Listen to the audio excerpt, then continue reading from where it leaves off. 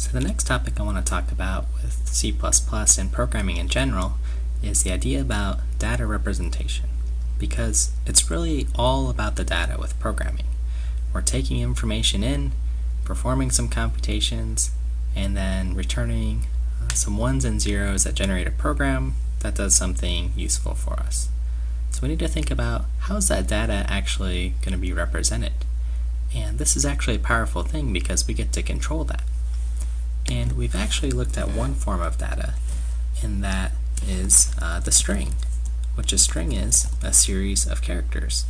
And we've seen strings like hello string, or hello world, or hello class, for example. Between the quotation marks makes a string. But there's other types of data that we can work with, and we want to learn about how to store this data.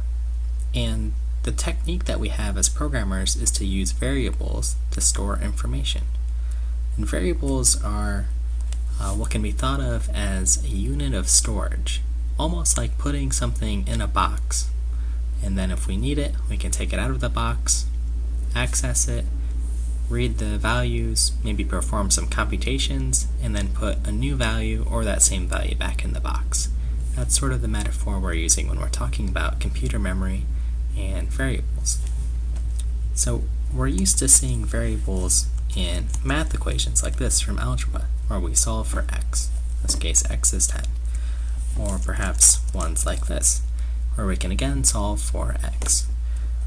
But with computers, when we're using variables, we're really solving the left-hand side of the equation, x, and assigning it a value, in this case a computation, 7 plus 13, and storing that value of 20 inside our variable x. We'll look at a few examples starting with the string.